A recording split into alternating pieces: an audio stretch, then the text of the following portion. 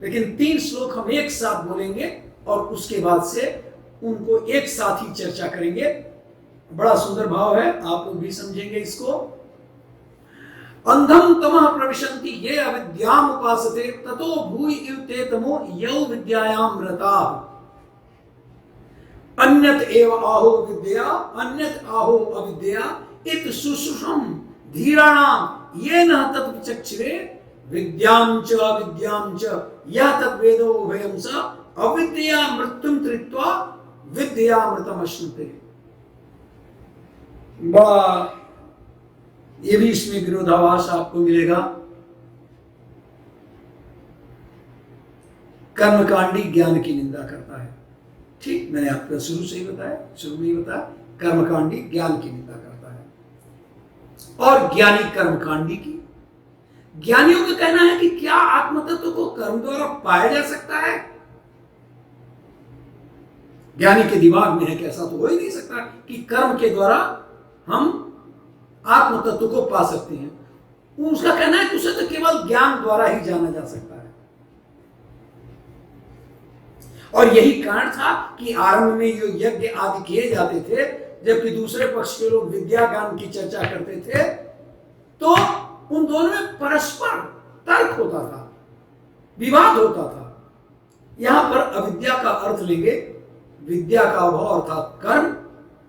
तो जो उधर 9, 10, 11 जो श्लोक हमने बताया है, जिसमें अविद्या कर्म के लिए तथा विद्या ज्ञान के लिए, यहां पर इन 3 श्लोकों में प्रयुक्त हुआ है। इन दोनों का समन्वय करना आवश्यक है, अविद्या और विद्या का। कर्म और ज्ञान अलग अलग उतना उपयोगी हो ही नहीं सकते, मैं शुरू में ही बता चुका हूं, दोनों को साथ साथ चलना होगा। कर्म में आत्म तत्व न हो तो अंधकार की ओर ले जाएगा, वो कर्म बिना मतलब का हो जाएगा जो हम लोग अपने दैनिक जीवन में करते हैं, जिसमें आत्म तत्व का अभाव होता है, वो अंधकार की ओर हमें ले जाता है। इसी प्रकार विद्या में भी जब आत्म तत्व न हो तो वह भी एक केवल परिश्रम हो जाता है और भोग के अंतर्गत आता है। कैसे? इस तरह कर्म और ज्ञान अलग अलग भोग की श्रेणी में ही रहते हैं।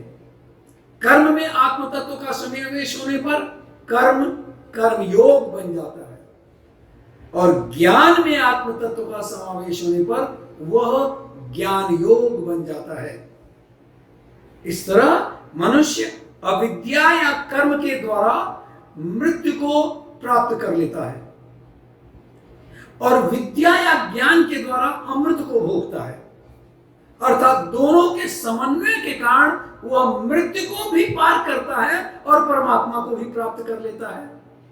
सारांश ये कि अविद्या या कर्म के सहारे मनुष्य अज्ञान, इसको ध्यान से सुनिएगा, सारांश ये कि अविद्या या कर्म के सहारे मनुष्य अज्ञान स्वरूप घोर अंधकार में प्रवेश करता है, जबकि विद्या अर्थात ज्ञान में रत मनुष्य ज्ञान के मिथ्याभिमान में उससे भी घोर अंधकार में प्रवेश करता है।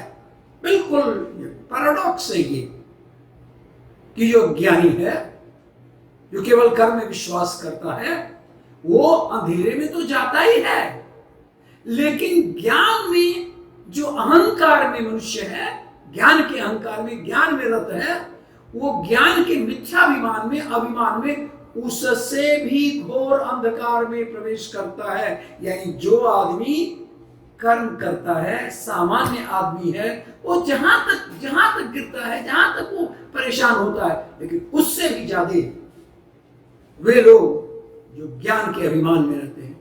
और इन दोनों के अनर्थों से बचने का एकमात्र उपाय है कर्म और ज्ञान के रहस्य को साथ साथ समझकर उनका एक साथ अनुष्ठान करना चाहिए।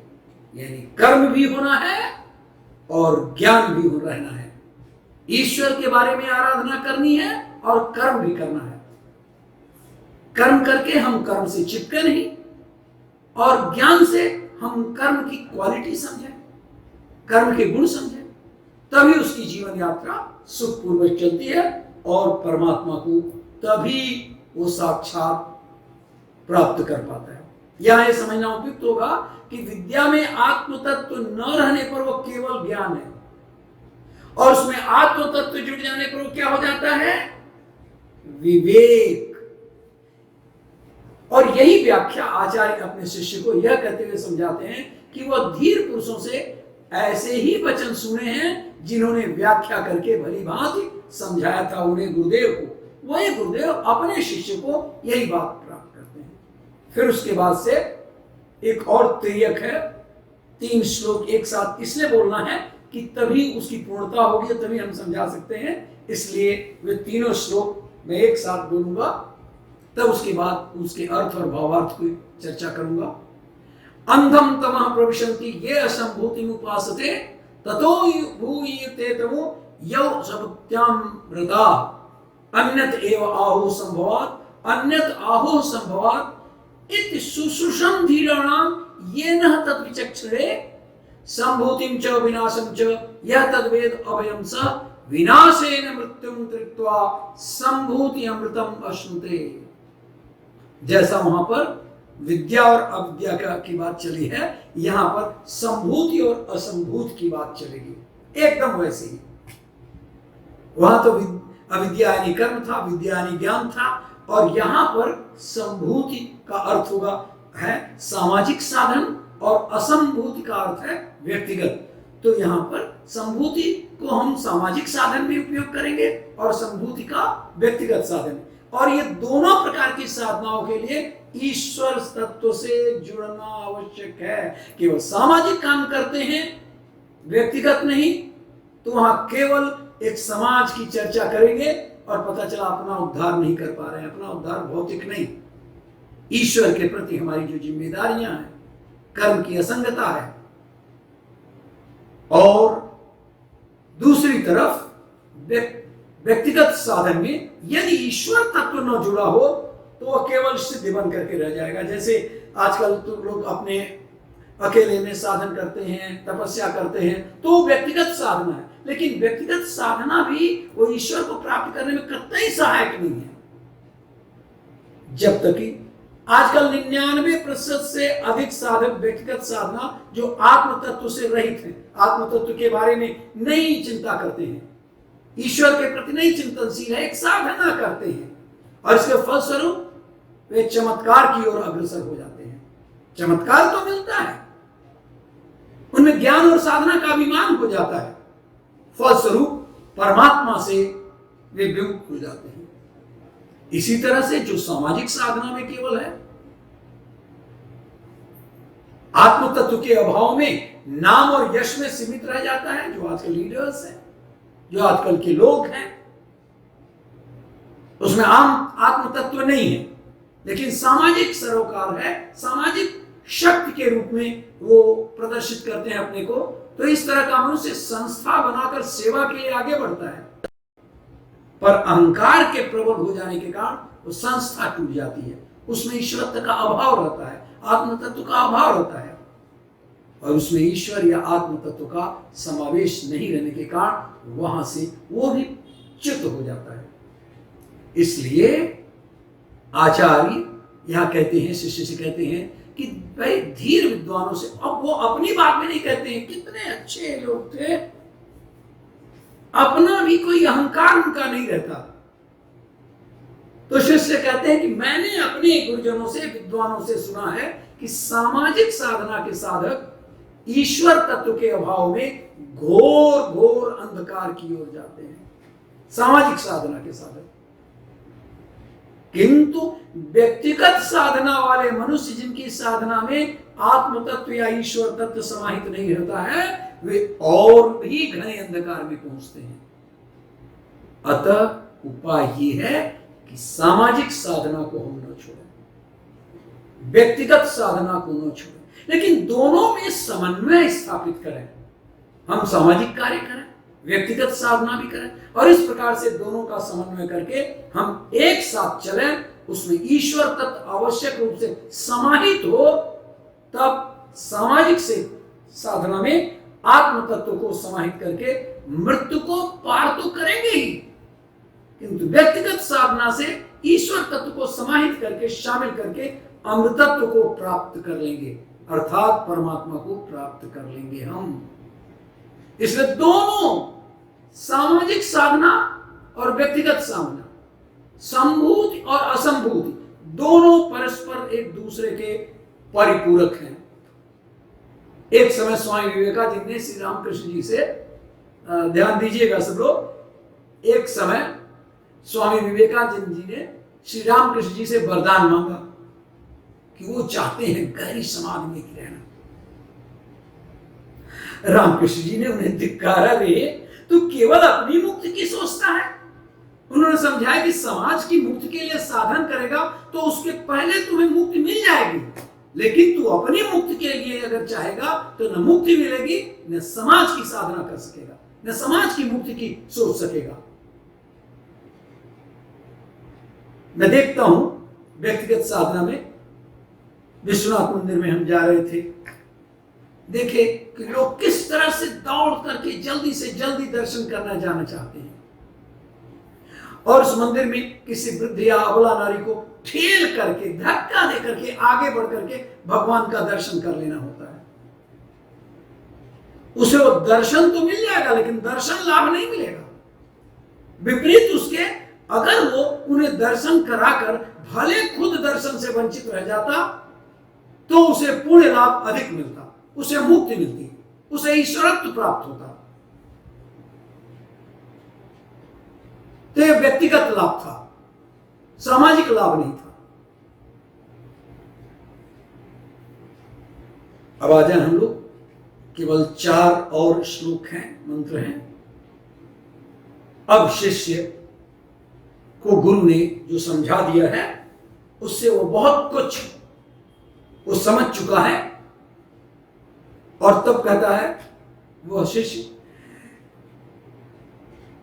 हिरण्मयेन पात्रेण सत्यस्य अपहितं मुखं तत्त्वं पूषण अपावृणु सत्य धर्माय दृष्टये पूजने करसे यम सूर्य प्रजापत्य व्यूह रश्मिन समूह तेजो यन्ते रूपम कल्याण तमं तत्ते पश्याम यो अशाव सो पुरुष सोहम अस्मि सोहम अस्मि।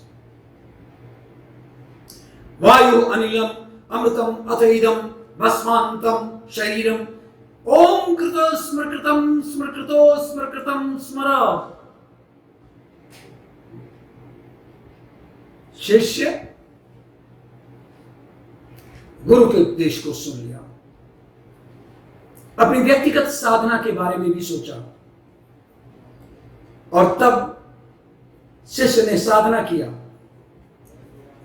व्यक्तिगत साधना, सामाजिक साधना, संभूत, असंभूत, अविद्या, विद्या, और तब उसके बाद कहता है हिरण्मय अर्थात सुनहरे सूर्यमंडल पात्र से सत्य का मुख छिपा हुआ है।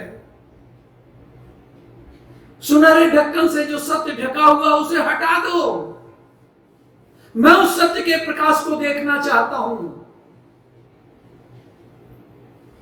उसने साधना किया लेकिन उसको मालूम हो रहा है, ऐसा लग रहा है कि सूर्य के प्रकाश से उसकी आंखें चौंधिया गई हैं और उस सत्य को नहीं दर्शन कर पाता है। तो कहता उस सत्य के प्रकाश को देखना चाहता हूं, इसलिए ये सुनहरे ढक्कन से जो सत्य ढका हुआ है उसे हटा दो। यहां भूषण ब्रह्म के लिए प्रयुक्त हुआ है, यद्यपि भूषण का अर्थ होता है सूर्य।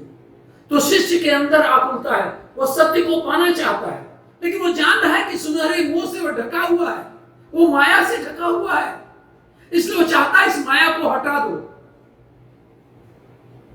वो जो सुनहरा आवरण है उसे हटा दो। ये है शिष्य की अकुलाहट की पराकाष्ठा।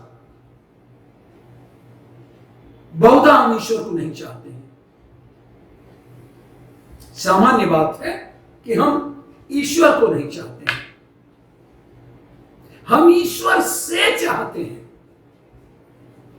धन चाहते हैं, पद चाहते हैं, यश आदि मांगते हैं, लेकिन ईश्वर को नहीं चाहते। ईश्वर को नहीं ये नहीं कह सकते कि हमारे सब धन, सब ऐश्वर्य, सब यश सब तुम ले लो, लेकिन अपना प्यार दे दो। ऐसा कौन है, कौन कहता है? किंतु यहां जो शिष्य है वो ज्योतिर्मय प्रकाश को देखना चाहता है, वो ईश्वर को देखना चाहता है, वो दिव्य ज्योति का दर्शन करना चाहता है। तो 16वें श्लोक में क्या कर रहा है? शिष्य की अकुलाहट ईश्वर के विभिन्न नामों से पुकारता है। हे पूजन, हे ज्ञान स्वरूप, हे यम, हे सूर्य, हे प्रजापति, इन रश्मियों को हटा दो। ये मेरे आंखों को चुदिया रही हैं, इससे मैं देख नहीं पा रहा हूं। अपने इस तेज को, यहां भावार्थ है, इस माया को समेट लो। इन रश्मियों के तेज से वो सत्य, वो पराकाष्ठा, वो ईश्वर नहीं दिखाई देता है। प्रभु, मैं आपके दिव्य स्वरूप सत्य का दर्शन करना चाहता हूं। और अब दर्शन होता है। इस प्रकार की जो अंतः पराकाष्ठा की इच्छा से उसे दर्शन होता है, तो कहता है, एकदम विह्वल हो जाता है। कहता है, हे प्रभु, तुम्हारा जो कल्याण रूप है, मैं उसे देख रहा हूं। एक विलक्षण अनुभूत है। तुम्हारे पीछे जो तत्व प्रकाशित है, जो तुम्हें प्रकाशित कर रहा है, वह तो मैं ही हूं। सोहम शिवोहम। सूरज के पीछे जो प्रकाश है, वो मैं ही हूं प्रभु। वही सूरज को प्रकाशित कर रहा है। क्या बात! वो शिष्य देख रहा है, वो तो मैं ही हूं जो सुनहरे आवरण के पीछे है। जिस ईश्वर का दर्शन करना चाहता था, वो देखता है कि वो ईश्वर तो मैं ही हूं। तो 17वें श्लोक में कह रहा है, अब शरीर पर मृत्यु का आक्रमण होता है।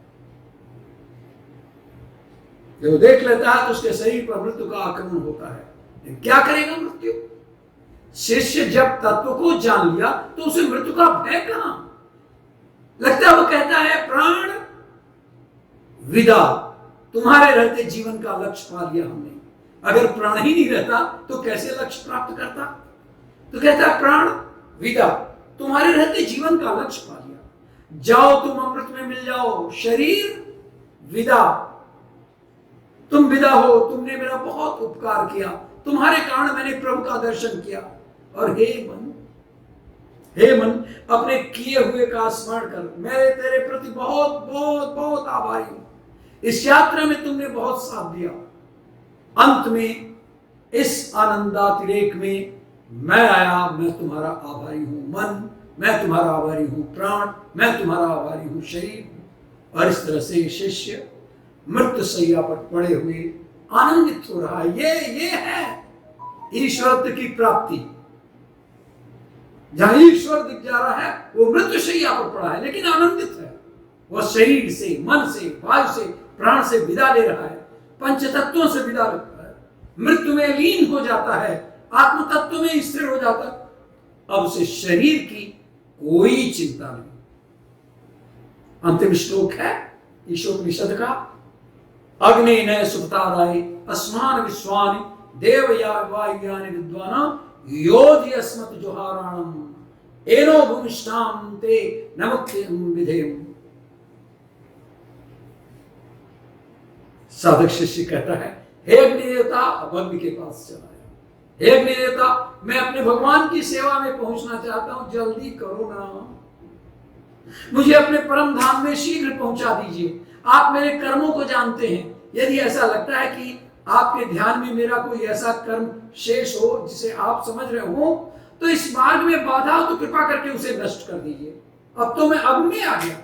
मैं आपको विनय पूर्वक नमस्कार करता हूं। हे अग्नि, हे प्राण, हे मन, हे शरीर, विदा, अलविदा। मुझे अब कोई भय नहीं। मैं ईश्वर में समाहित हो चुका हूं। मैं अपने आप में समाहित हो चुका हूं।